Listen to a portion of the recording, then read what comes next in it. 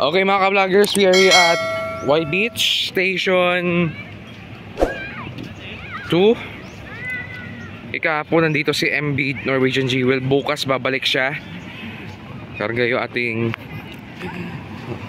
I think ano yun, mga karga pa rin yung 2,000 packs pa rin, 2,000 plus.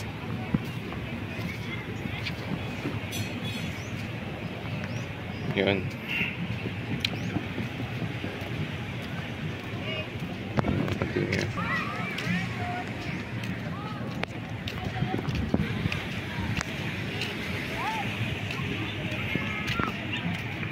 Yung update ng White Beach today dito sa Boracay.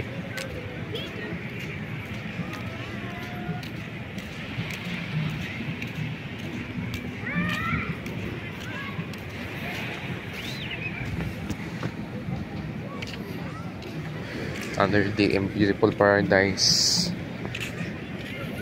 Saka isa pa lang yata nagpapalipad ng parasailing.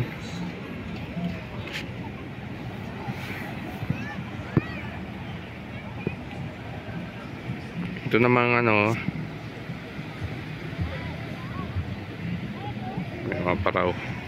Yan yung morning day mga paraw.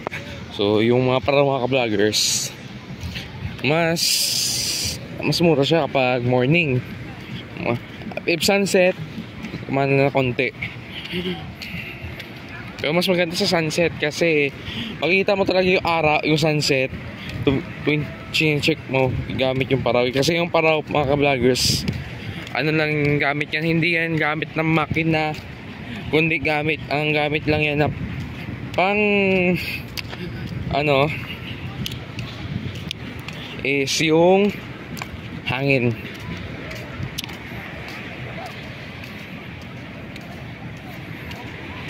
So ano daw yung mga activities na pwedeng gawin dito sa Boracay, yung hindi water activities daw. You can do volleyball, you can do football, frisbee, pwede rin sa mga gusto mo frisbee. Pero dapat yung area ng beach na pupuntahan nyo is walang masyadong tao kung doon kayo lalaro.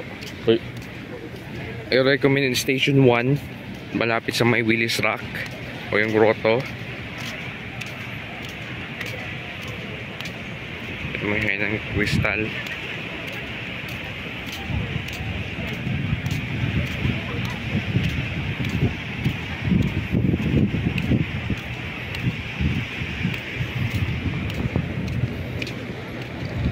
Okay, yan yung saka yung platform, balsa, ponton, Station 1, Astoria. Okay mga ka-vloggers, sa mga pupunta ng Boracay, punta na po kayo if you have no transfers. Wala pa kayo nakabook ng mga transfers or water activities, message nyo lang dito sa description Facebook page natin, and I will refer you to the our highly recommended mga tour guide coordinator or coordinator.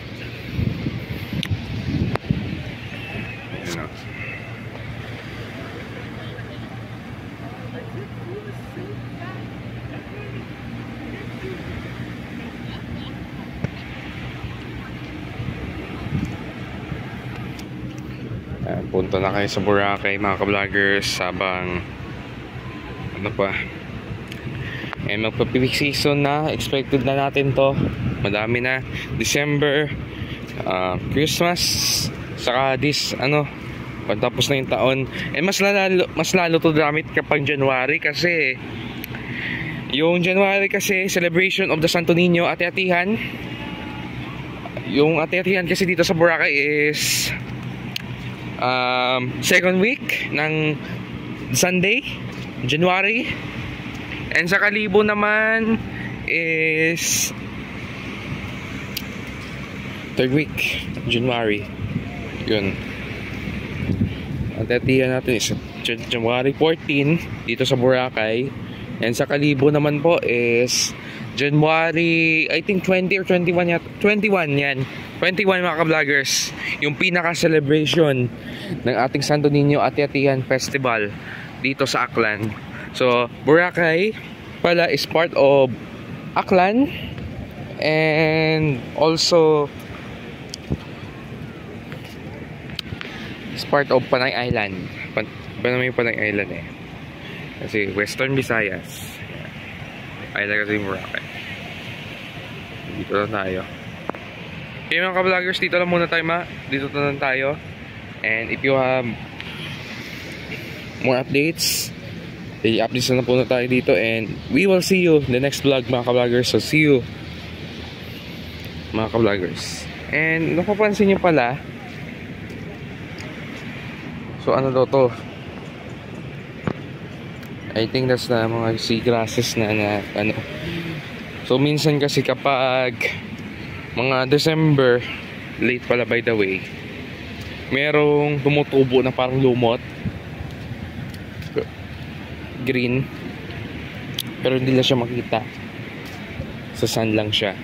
Kasi yung lumot kasi mga ka-vloggers, karanasan umaalgae, nag-ano lang yan, mga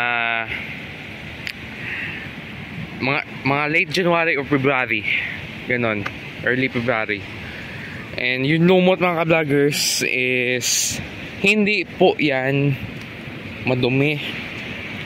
Yan ang nagpapalinis ng buhangin at pinapainit, at meron siyang nutrients, yung lumot o yung algae.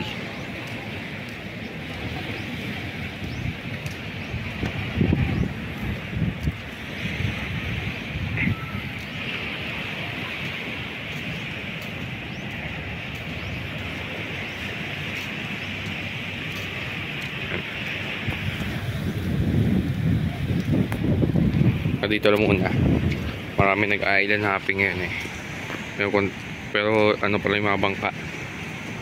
Okay, dito lang muna, and we will see you later.